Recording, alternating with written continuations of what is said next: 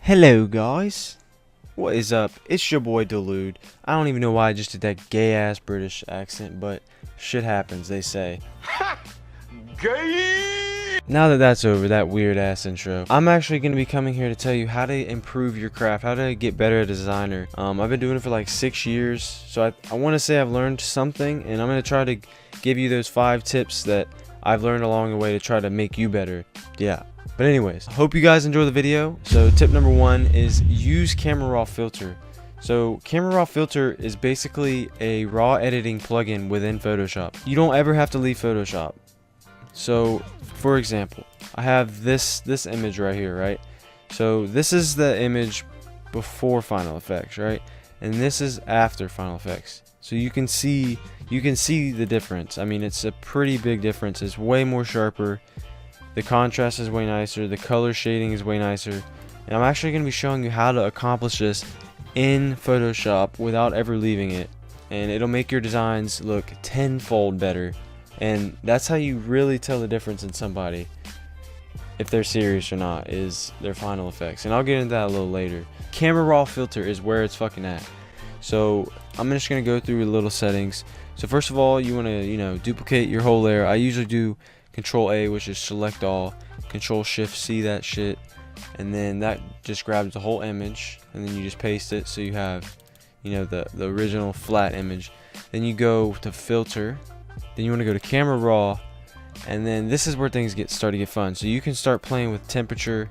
I mean, it's really all dependent on the photo. It's going to be different for every photo, so you can try to copy these settings, but it's not always going to look the same. It might look better with different settings, so you just have to eye it out. But yeah, you can play with highlights, shadows, all this stuff.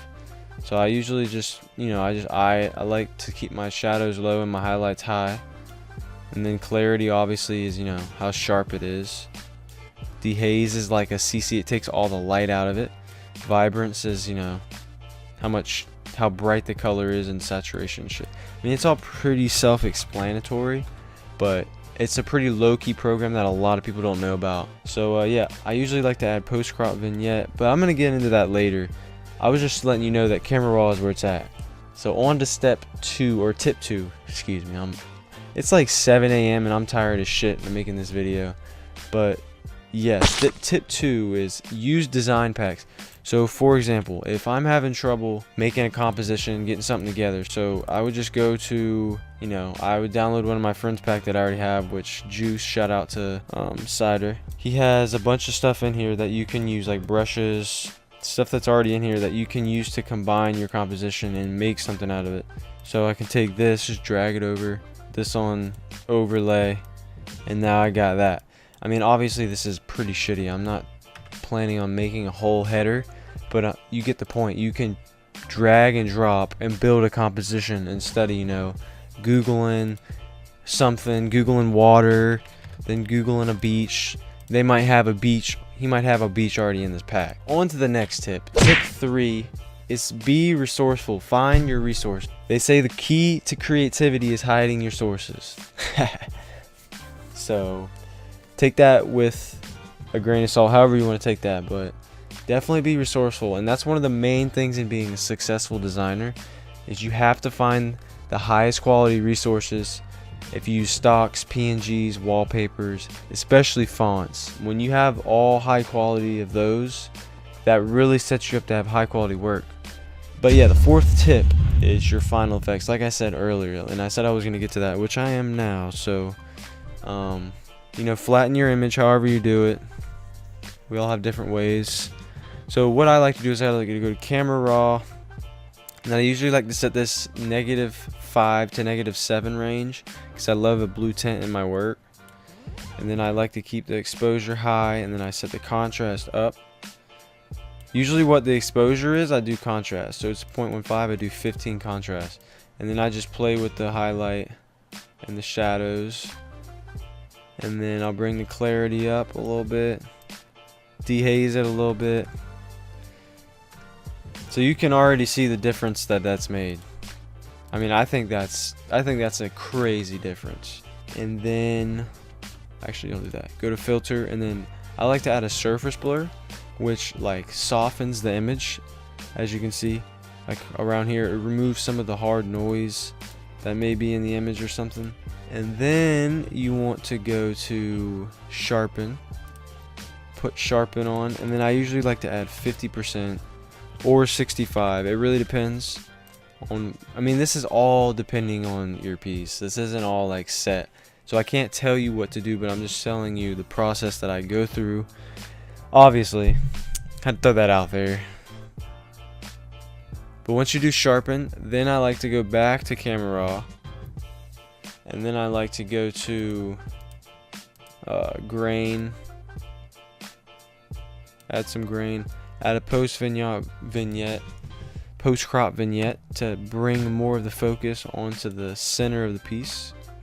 Duplicate that, merge it down, and then if you want, this is like the way to do RGB manually, so that way you don't have to use NBL like I said earlier. So you want to double click your layer, go into blending options, and then you can either the color you see here is the color the RGB will be. So if I uncheck this G and it's purple, I click OK, I move it 1 pixel over, it's gonna have an RGB split over it.